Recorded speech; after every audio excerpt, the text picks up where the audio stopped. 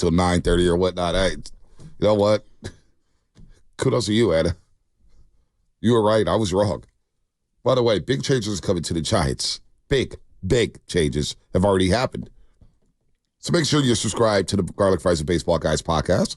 Lawman, Joe Shasky. I think you guys podcasted like 5 times this week. We'll have everything you need to know about the end of the Farhad Zaidi era and the rise of Buster Posey becoming the president of baseball operations. Subscribe today so that you do not miss out on the best damn Giants talk in the Bay Area. You know, it's interesting that you really think that the Giants have a much better shot with Pete Alonso.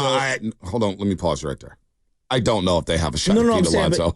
I'm dreaming here. No. I want to support where you're going because I do think they have a way better shot with Buster Posey, sight unseen. All right. Because if Buster Posey sits down with Pete Alonso, Pete's at least going to listen. That doesn't mean he's going to accept, but he's going to listen. If Farhan's like, hey, I need to meet with you, I mean, he's probably like, hey, see my agent, right? Mm-hmm. Isn't there a cachet of trying to, you know, at least have a one-on-one with someone like Buster Posey?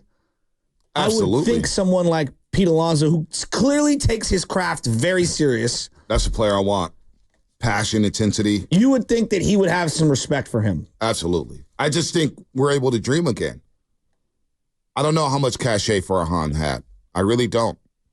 And knowing that Buster Posey's up there, knowing that he's a world champion, knowing that he played the game, knowing that he's going to do things the right way, knowing that he knows that he can't do this alone, that he's reaching out to guys like Brian Sabian, that he's doing his due diligence on bringing in the GM here to kind of do the day-to-day, every day, be the face at the press conferences or whatnot. Buster Posey being here has given me hope that they can land a big fish. Now, they don't land a lot of big fishes in San Francisco. I get it. The history tells us that they need to develop and have homegrown talent, and that obviously is an emphasis on this year. Bryce Els on line one, Ramos, Fitzgerald, whatever. But you do need somebody from the outside. And I look at this lineup, I need athleticism, and I need some power. I can take care of the power of free agency. I think Pete Alonso, no matter what stadium he's playing in, is good for 30 to 40 home runs a season. No doubt. It's just a threat. Well, and I think when you talk about relatability and whatnot, again, I'm going deep on this, and people are going to roll their eyes, and they're going to think it's stupid. You clearly have to have the right amount of money. That's where it starts. Years and money, right? We all agree. Yep. I know with good authority, Buster loves hunting and fishing. Loves it. I also know that Pete Alonso loves hunting and fishing. And so if I was Buster Posey, I would suggest to Pete Alonso, let's go on a little trip. Let's go on a little guys outing, and let's just talk life, you know? And I would love to see it. You obviously have to have the right money. You have to have the right contract. Situation's got to be good. I don't know what the Mets are going to do. I mean, they're in like a very tight luxury tax situation. You know, their owner has been in trouble with Major League Baseball in terms of flying over the luxury tax. So I don't know where they stand. I don't know if they're just going to keep middle fingering Rob Manfred and the rest of the baseball owners, or if they're going to draw a hard line here. I have no idea what they're going to do. Maybe they got some big contracts besides Pete Alonso on their books. No doubt. No doubt about that. But that's where it starts. Go get it, Spinotti. Well, I was going to say, I mean, we actually had a host here at the station, gentlemen, try to get a professional Bay Area athlete already to try to help recruit Pete Alonso to the Giants. This was Kyle Anderson, who's from New Jersey. Slow-mo, who's from Jersey, grew up a massive Mets fan, joined Steiny and Goo a couple days ago. And here's Goo asking Kyle a question. Can you help the Bay recruit Pete Alonso? Yeah. No, we need to bring Polar Bear back.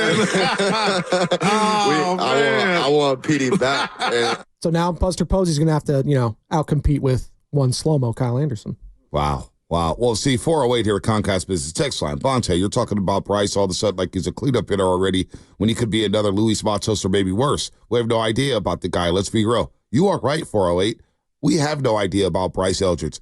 But today on this Good Football Friday, I am thinking positively. I am thinking big. And I am thinking, and I am dreaming, that Eldridge will be in a 3-4-5 spot, hitting massive home runs as a rookie.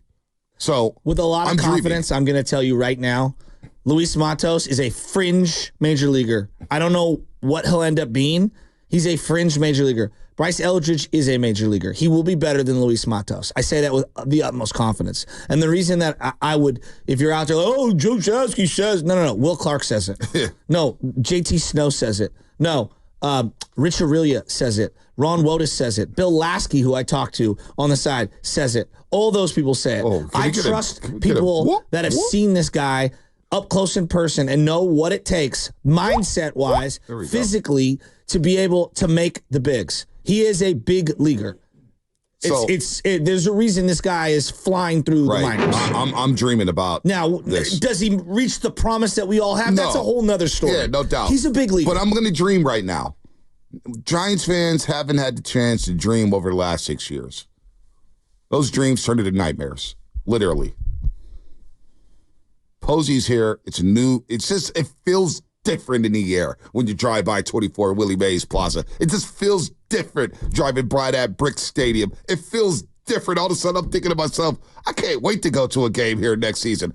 I am alive when it comes to Giants baseball. And Pete, oh my gosh, Pete doing it yesterday. But it is a football Friday, and the Niners got business to handle. This is a big 2-game stretch. We've been underselling it. We're going to close the book on baseball. We've been underselling it. These next 2 games could set the Niners up for a huge run before the bye week. I'm telling you, you beat up on the Cardinals on Sunday. You go to Seattle with a gotta-have-it division rivalry game up there with the 12s against DK and company. All right? You steal that game, you're 4-2, you get a mini bye. Now you play the Kansas City Chiefs. Now you play the Kansas City Chiefs in the Super Bowl rematch, and if you could just get that game, all of a sudden, I'm thinking big, Shasky. I'm thinking 5-game winning streak before the bye week. Hell, with 5-3. What about 6-2? Huh? These are the 49ers. Mason are running hard. I got Brock Purdy playing as well as any quarterback in the league right now. Maybe I'm going to walk back my take on Joe Burrow. Yes, Brock Purdy is playing better football than Joe Burrow. The hell with that. I'm not scared of you internet punks who are in love with. I'm riding with my guy, number 13, Brock Purdy. So let's get into football. We got Willie coming on. Patrick Willis. This is a great football Friday, folks. 888-957-9570. Come on, man. Like Guru said, sports, man. It's a lot happening. All right, quickly. Detroit or Cleveland? Who are you taking? Cleveland. Okay, I am too. Philly, Mets. Phillies at 5. I'm taking the Phillies too. Pitching's just too good. Yankees, Royals. Yankees at 4. This is gonna be a good one though. Royals are sneaky good, man. I'm gonna go with the Royals. Yeah, I think it's a 7-game series. Oh. No, these are best of 5s. Oh, right? excuse me, five. Best of 5s. I'm going Bronx Bombers. I'm going Padres over the Dodgers. I got Padres over Dodgers at 4. So I got Padres playing the Phillies in the NLCS. Yankees, Guardians in the ALCS. We have basically the same thing but the Royals. I got Royals. Dude. Yankees pitching's all over the place. Yeah, but that hitting's going to come alive. I think the hitting's going to carry. Juan Soto was made for the playoffs. And it's just different. Playoff baseball, Yankee Stadium. I don't know if the Royals are ready for this. All right, don't miss the kickoff show this Sunday with Evan Giddings and Lorenzo Neal live 2 hours before the start of the game. I'm not going to lie, Shask. I'm kind of rooting for the Yankees to win it all. And can I admit this out loud? We went to that Yankee game when I was in New York, and I bought a blue Yankee hat. She bought 2 Yankee hats, actually. Somebody else bought a Yankee hat, too, and I'll leave it at that. Well, you're a front runner. I'm not surprised. Join us at the Hilton Santa Clara.